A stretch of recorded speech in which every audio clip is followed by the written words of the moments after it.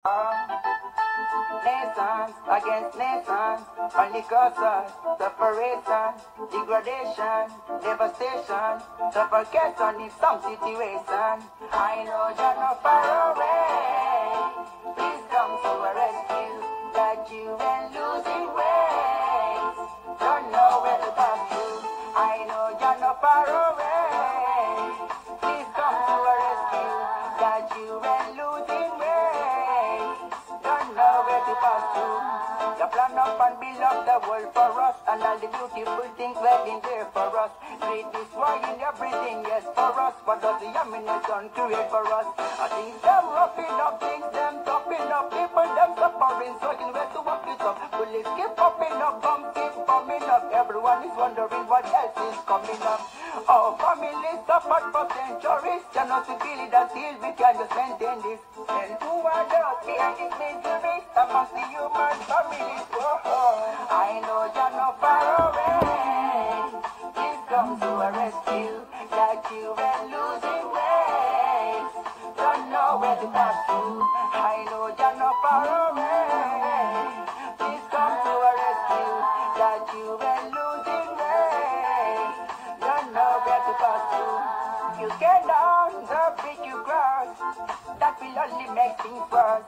You can turn your back on those whom you know they need you most. These are your children, never turn your back on them. Always go love to them, please don't reject them. Always be there for them and just defend them. Give them resettlement and proper government. All these new future is the children, so them and make them know what they represent. Say it's back. Say it's back and then do it. Toilet paper experts. Please come to a rescue. That you've been losing ways. Don't know where to go. Hey, thanks, big up man, Max. Ngay kondo waay Max, you know. Assalamu alaikum. Mal be kondo na, you know. Sheikh Yusufa. Sheikh Yusufa bari fa la ñun toilet paper experts ba nga fo len ko keyboard expert ol ning microphone expert ol. Wala ke da mol bulu toilet paper design.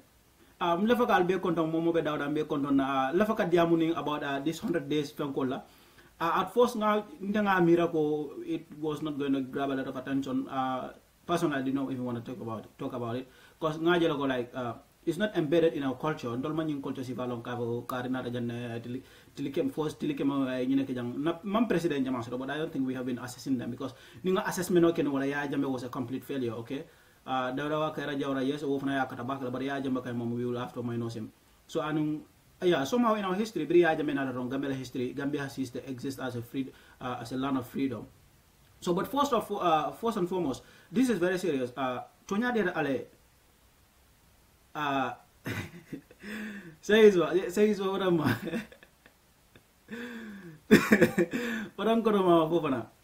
On a serious note ala ko nie na Cairo ke ni atendo aka Cairo nyin la fale Gambia past 100 days ala Cairo ke molele.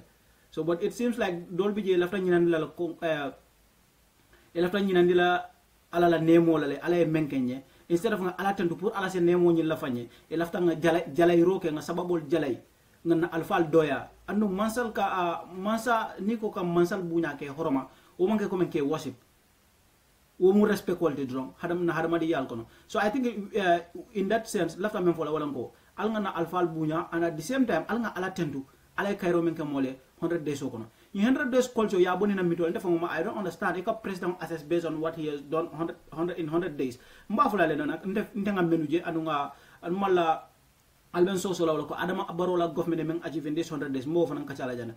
So nyantan ke kula because ni ka nyin kumasi fa dol fongol bo victims all they will not agree. It's been 100 days imandra kasodo they have their freedom for only 100 days. So while they are counting on that as a stepping stone, but I will come for in the other way around. Kajeko science and Gambia la freedom of mantra nyama nyanta taranyame. Ngamira nyanta mallal kawfana. And this will not go down with any grateful victim. Momo yalon ko ya jamele brutalized for the past 22 years ay sorong. Wala ita nyimfola. Jama ka nyimfo men kat na fon academy sometimes. Wala multi men yalon ko kawot solam ya jamene man kukela and man kukela family member sola. Wala ka nyimfo. but ya jambe men la family members or especially breadwinner bondi ko tata e muda e sinde dula kilim wolte nyim fola. No, they will not see this. So try to put yourself in the shoes of those victims. Alal fanje katolo victim wolde ba. Diaspora njanjantale mbedulal to different countries, but it seems like ngafo memenkela wolem like momo ite be damento ndebe Holland ndanga fo Holland na démocratie be nyamen Gambia démocratie ta nyama America la démocratie be nyamen America Gambia ke o nyama Denmark la démocratie be nyamen Denmark ke o nyama nyim bankol mem bi alke be jeten be mo democratic country, but they are governed by people many they have different principles. Some countries are being led by Democrats, liberals. Don't be conservative so le so don't be a coalition government or less or be so ni kon debe ko kari nin tulo me manke continue be manke lalle so al nga domanduma amanjere koronto la amanjere ñoo neni la ñoo forcé la amanjere fanan ka ñoo kajafi just because 100 days America no le dalta kanyum fo ndebu kanyum moy baka hani European or fon la America no le kanyum fo force 100 days ngaji be be Senegal ana don dunia be ka fo amangento la culture nyawnya but adam about 100 days ay fenneke nal ma put no in a positive way alkana jeko ni kon like example temo oppositional de dron you should only be in the negative side. Now somehow this is like the impact of Yaya Jammeh because atala kanu what the opposition ke another opposition ya ke word dol timelango is a completely different English word coming like an enemy of progress da in sapo dron ni ko opposition wala enemy of progress ya Jammeh la opposition ya definition of beta rana wala ya Jammeh jamano na mo dra ko karamo opposition wala ko karmuntala anti fenko di enemy of progress lady ndea. So you can be oppositions. You have genuine topics. I respect the oppositions. Yes, I have my example like Adam Barola in recent travel new ma condemn, but I have an issue with it because I dictator le kumandiko like my friend. I don't think wom kulete me ndita wakela. Ya understand. So ndita menkala niti yake then ita hakilole ode but I would not do it.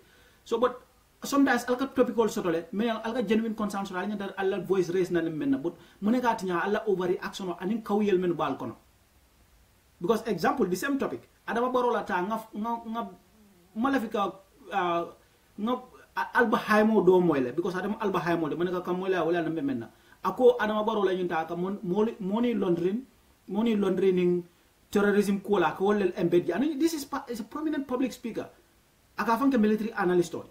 I just don't want to mention anybody's name here. Wala kasi yakanyim fo molego. Adama la nyinta atika koneko terrorist cool bijel terrorist connection osoro in Guinea, money laundering osoro in Guinea. How can you associate Adama to all those things? So Adama la Guinea ta kono ni side ko Adama ta Guinea Congolais sore nka fo Guinea. Adama Congolais president otraje aka fo meye ko my friend me is a dictator. Why is wrong? I think that's wrong. I wouldn't call a dictator my friend. And Adama has a much more responsibility than I do. So if I would not call him a dictator as my friend, I don't think Adama should call a dictator his friend. So they have a point there, but many are and why people would not even listen to them is yamole so economy and kawiye le modika overreact le. You understand it? You find some personal things so systematically they want to eliminate the left government la character be Gambia la image left all tinya la science and tech. Ka Gambia la image be tinya internationally internet or lembang social media like anywhere they can, they just want to do that. So I'll be more confusing the kind. You cannot just be in America, American democracy. Wala bita. No. Yalong kudol mulunda.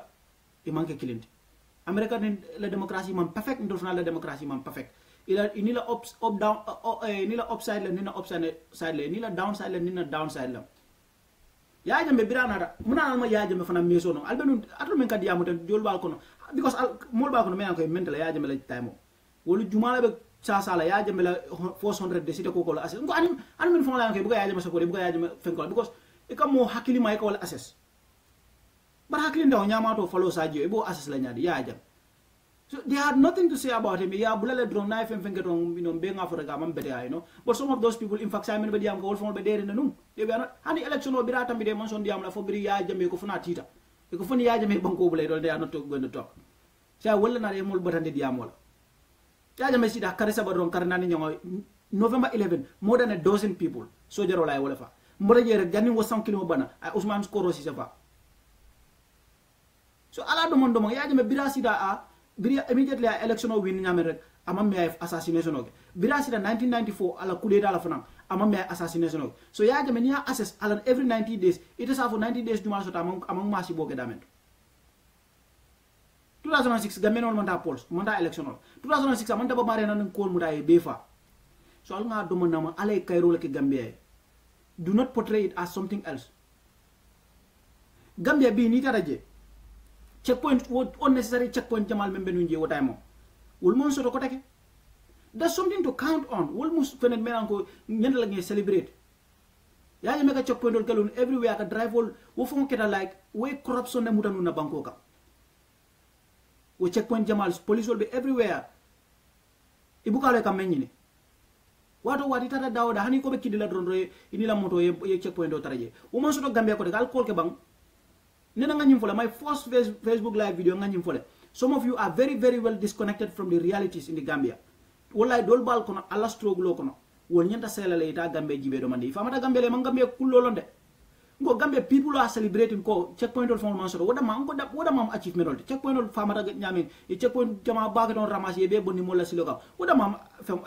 there's something to celebrate I don't borrow tax gindile massively on commercial and private vehicles womo kule de melan ko atol fongol be affect positively atol diaspora ale muneke mbadi ngol so alnga kulan the other side fanan jibe adam boro prison bunda ele la mol findi je political prisoner ani mol menan ko man kuke mile 2 remand doing al mol nyini ngaba menan ko mile 2 lonne because ninte nga for maybe you may think I am just make government defend or something nena manda am mile 2 as a prisoner but I have been to so many places in mile 2 ndefo data mile 2 ni tata mile 2 kam mol jele menan ko ibe laari je sanji worawla sanji tan nim fengi be laari wo mile 2 dulado yalla katara min do remand wing e mol fongol soron flo officially ka fo jojo le soron e me sama trial le me sama fenna adam boro ye wolle be free science and time well those people and their families are celebrating it's 100 days now since their freedom you don't want to celebrate with them alkana wasifa ke man let's alnga to nya fo nyoy there has been some achievements alimira prison bunda elda mum be finda prison alimira secret court martial man soto kote ke Gambia e kan so jarol mu de ke bali justice trial le ke samba secret court martial e ko le ke Gambia court martial me alon ko public fond be mo be man alaw kataje ida malel kataje e so jarol kidi ni men samba je life in prison now court martial wala ka siaje average life in prison so be butala say what do we want will be man soto Gambia kote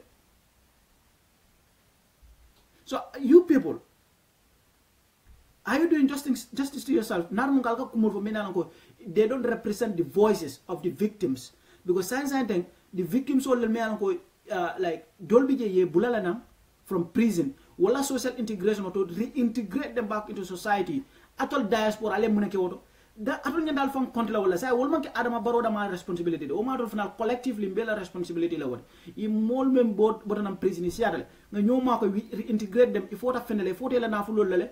Dolby ye football class tale bri data prison because dolbe prison fa yamol fongol malon ko be prison ku jama balle keta Gambia so socially what are we doing collectively what are we doing can make sure these people are reintegrated into the society because government way menke wolen ko immediate response anama boro birasi rek November 11 victims so immediately I ordered ya ko yebla sorry ndam December 38 people ole men soro immediately Imam Sawane immediately wulman hani mefang swiftly akoyebula so that's what he can do right now but other things all mento je wala nyim victim jamal be ka make sure ko they become productive citizens again and integrate back into the society o mundul be collective responsibility there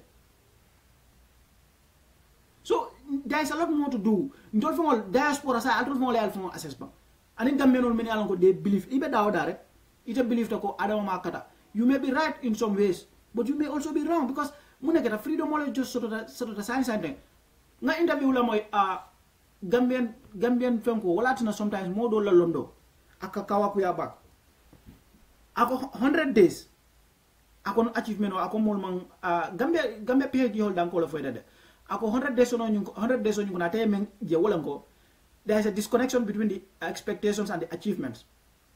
Ndefa mala te amira kamo angale si fal folo. Ako there is a disconnection between the expectations and the achievements. Ako these people are not ready to govern. You never see in a Gambia University where like a number lecturer. Do you think our students are safe? Are in safe hands? They are not. Afanya course juma like offer in this world, melka rada make no wonder all na say is what love like toilet paper experts. Atul nene aja mindo president ya ka karandame. President ya buka karande. President ya yala munen juma la best president. Best president wala modi menke la moy. Yeson ko ima be long. Ye experts all men so bala. You use them. That is the best president ever in the world. Because it is not expertise mo man kumaya fam. As a president, tonya deda ale. President nyanda karana mambala. But it is la expertise. Wufo man kumaya. Ye fam surrounding experts all men na. Many ye surround. Many ye surround. Wole kumaya da. President mo alon ka fam surrounding falolu la. Aka fale manyal. Example ya jambe jibe. Ya jambe afan surround mo lel many alon ko kira yesa mo lel because ate sangaratal.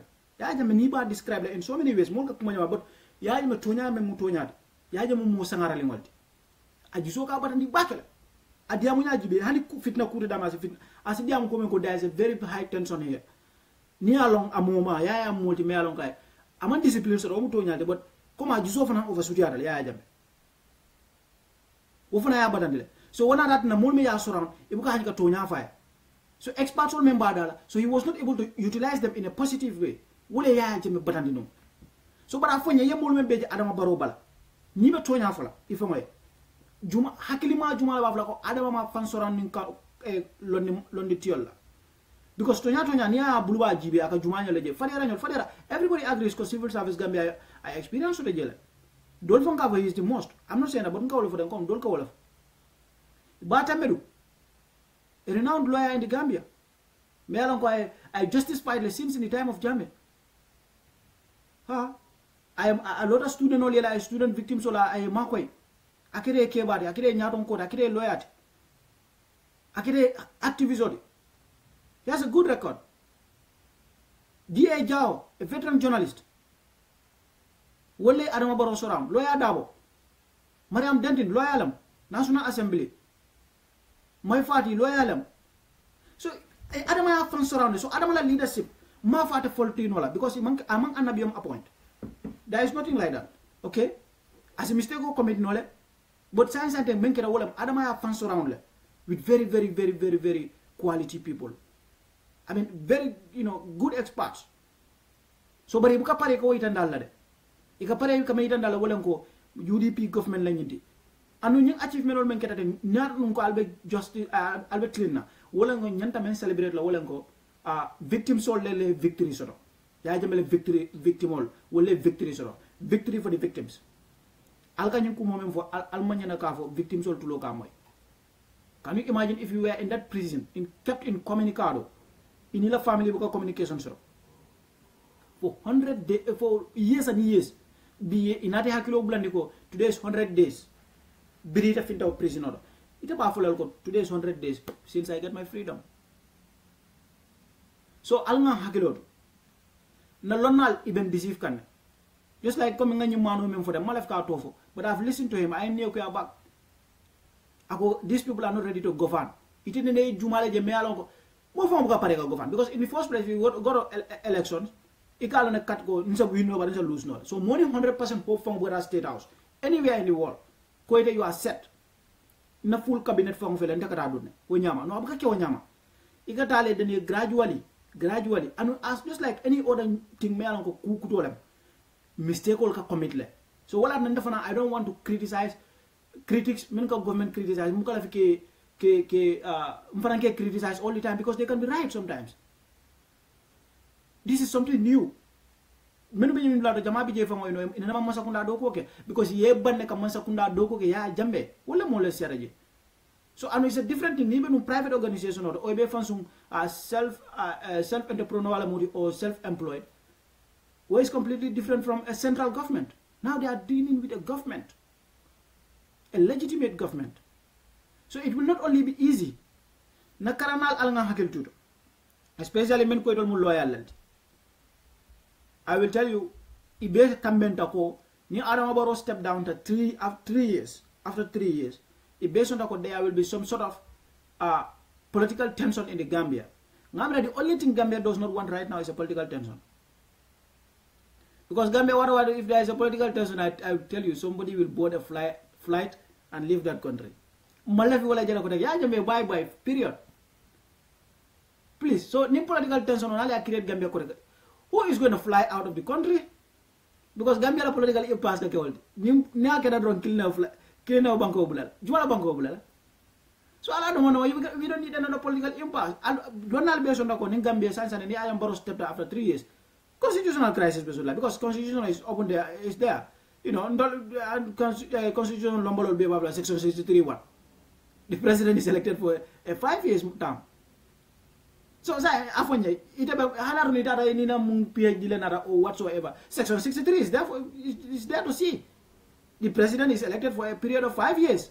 Even though personally, ndela ftala ay buje. Yeah, because they are more siarine. Ndel ta ko ndel ta finda kurto e uraba ko elal. Fonde, ngata pol soldo. Fanene musula wandi musula la wada ka ko elal. If you want us to go to the go back to the polls, aja. But alalonko, you are doing it at the detriment of taxpayers. We are a poor country. Since I remember for Wolamko, there is almost nothing left in our coffers. State coffers 20. Donation on in grand soul. Wolel kanana. But in Jau Kumba Dingol kom si Kumba Dingol Iko, Gambia does not need grants. Nkanjinjela, I don't kanjinja model for me go for na ma some PhD holder dol Gambia no. Wola fana kanjim for anala camp moliko ya Gambia does not need grants. Nkejele gas even on Facebook. Aka nkinte phone ka jagal lefa. Can't we think productively anymore? Or formal left progress la? Gambia ka fo mole ko Gambia be foare ar nyam Gambia fo mol la fi grand sol la non non la ganyam al nga hakel itollo na jamal be je sonda ko ni Gambia ni Adam Barrow step down, there will be some sort of, you know, politically there will be a tense climate, you know, there will be some sort of chaos, but still he left Adam ji am correct narno ko Adam Barrow na jita abe climate like create la abe another political crisis like create la, you know, or anything similar, then Adam manyana jira for the sake of peace, for the sake of public interest. Come koroma em post amame baga fofana. Majority of Gambians, I can tell you, I have conducted so many polls here, and I will not rely on only my polls, but if a finding scheme from anywhere, do it. You find out that majority of Gambians want Adama Barrow to stay for 5 years, at least. So I am all confused with their knowledge. That's what we see here. That's what we see here. These people think we are so naive. They look at us as very weak people. We are not. Gambians are more politically aware than these people, because what they did was they went out massively to vote against Yaya Jammeh. Okay? Political maturity they were not. Because Moliano cartel be ya bon leja ka diamo membe fo lirwano jinol jinob ka carte fay. Ta Yaya Jammeh ni ka bable jinob ka carte fay. Gambian on level. So it seems like world from politically world from maturity jing PhD holder Jammeh men ka be Gambian man grant need. Science and tech, we don't need grants. What do we need then? Tell me. If Alamanya step down after 3 years, the politician, I have said it and I will say it again. They need to go back to the drawing board. For the sake of public interest, in 3 years, in 5 years, go ya clearly. They are not scared. Adama, let him give way in 3 years. UDP don't even need Adama on the campaign trail. Believe me. I'm muka cheater fenade. But UDP, we don't even need Adama on the campaign trail. Victory hands down. Victory hands down. Atakole alafang. Idea membalbul, you cannot sell it. Your ideas will not be bought anywhere. Albukasun kula. Alkadal fan sunjawal design. Trust me. Next 3 years, nalko election. Adama retire nila respectfully. I see. And campaign trail ko na fang man nila laja. I see drong tek I am all but. UDP be winner, absolute majority, second round coup de taraje, fende taraje. And hana nyakuya. Haninga je men nyafon as a kasite mbal. The choice is yours. Nikuya ni na left ala. Because when the next president install alta kuno laje. I don't want to say it, but I have to tell you. malo jumala kala next president wadi de bar UDP meloral ticket o bana ko ngaji be natul bo bal no lal kalondi ka mari ke president yalong sometimes ila adversary you have to respect them. If you want to take on your adversaries you have to respect them akema ko ele. Let me tell you this tip. If you are a competitor say yes, so you are the next president. Say yes, Wakananjelandi. Yes, you know, side I will come to your comment. Say yes, why got let next president? Well, now you talent killing of way. Mother Damendo Mavon Jara, there was a man, a call of the safe wallet. So I say we are so bring more Akalamuda, a coin you see with Alonda. Lundo another jongo a boita. So ako ko me vela. Because ngamre ya bumen la wala powerful so say is veke gua. Na ñu mo bëgg lu man sayala de. Iko bëgg la next president de kan dem na mbula. Okay, that was that. Goroma, thank you very much. So Gambia ndanga mirako we have some misplaced priorities. Karanal nak hansa ende fatale mo de. Jama bi je sontal ko ni adama baro step down kule bekela wolanko politically there will be a little bit chaos but for untale wala ni sense don't we just need country to be stable and then we move forward. Our country cannot be stable our country cannot develop if we are not stable. Definitely Lawyer Dabo about 10 years ago Lawyer Dabo said the construction of schools and hospitals is not the yardstick to measure development. Tonyalam I don't know about school ball nim fenke ball low follow, but I menke wala form of development on than ya jamme. Even in 3 months okono da my menke. Ala achievement on ende nyinga is way more than ya jamme. Because follow da mala ba mira ko nyenta ka fifi ngol balundi le e ka hadama ngol fa. E ka bungol lo bunjangol e ka namusol dingol mo de ke fa. E ka non koto mañol fa. O manke achievement di. That's not an achievement. So yaga make wala gano. So development is more than that. Niba banko assess la force ika human right record la jibe. Al adam baro la human right record jibe na be tilena tonya afo. Yes. Al human right record ala jibe. Arbitrary arrest. Executive order adene o jila jumal la jang ako alkari arrest. Do you know what Gambians are celebrating right now? It's been 100 days there has been no false disappearance in the Gambia. No false disappearance have been reported in Gambia for 100 years. If you don't know, let me tell you today. It's been 100 days. There has not been any executive order for an arrest for any Gambian citizen. That's something we are celebrating today. It's been 100 days. No one, no single Gambian or anyone in the Gambia has not been arraigned before the cameras of GRTS to confess to have committed a crime that they know nothing about. That's what is worth celebrating. It's been 100 days today. Gambia has not been intimidated by an aggressive and abusive president. That's what we have to celebrate. It's 100 days today. The victims of 22 years of brutality have been speaking out freely and openly. 100 days today. Press freedom has been in the Gambia, uninterrupted by any security force or by any other executive power. No other power within the government. The government have not interfered with our press or our media. Wala nya daka celebrate, but diaspora almakara. Okay, said I am not asking Adama to go because I think that's up to him. But he got a 5-year mandate, and that stands. If he wishes to step down, there will be no political tension. The vice president or speaker or National Assembly the vice president or speaker or National Assembly of their no vice president will take over, and a general election will be held within 100 days for a new leadership. There will be no political tension. Yeah, I respect your opinion, absolutely. I respect it, but that doesn't mean I agree with you. Gambia ne nama wo transition sifa ntol hande rafran di mol fon mandala ndol nga mello ngol nga Paul Soldo every 5 years. You are right, you are wrong, but left time for wala ko as keno, who knows, there will be no political tension, but as far as we can see right now wala ko political tension no be create la because mol bi je minan ko dabe na science and dengi be la fitin bengal ne left time der. And what they are doing is they are accusing the other people of being political, of being greedy, of being power hungry. But absolutely, there is somebody else. All he wants to be in life is to be president. We all know there is somebody. Yeah, but you may be absolutely right. There could be also, it's possible that there will be no political tension. But as far as we can see, there will be, because you know, ngamenji jang wolanko adama baroba ala 5 years tamandikang. We have this agreement. Me alanko is just a memorandum of understanding. Modol lafta yo bulaje. E yo noma. E constitutional tuje.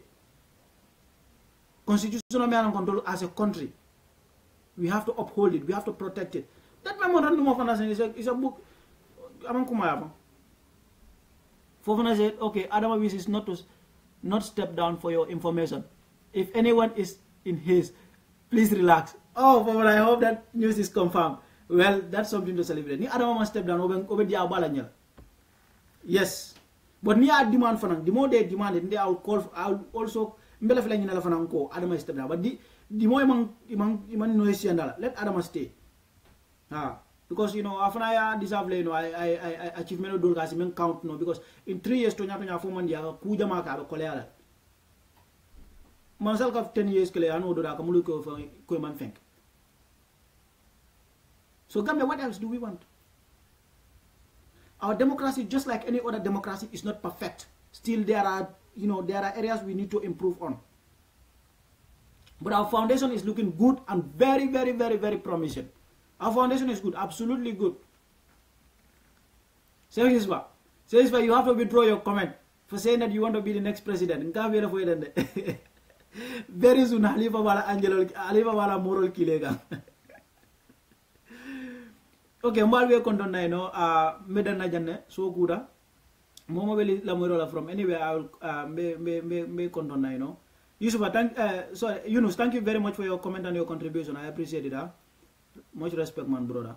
Okay, good night, everyone. Peace out.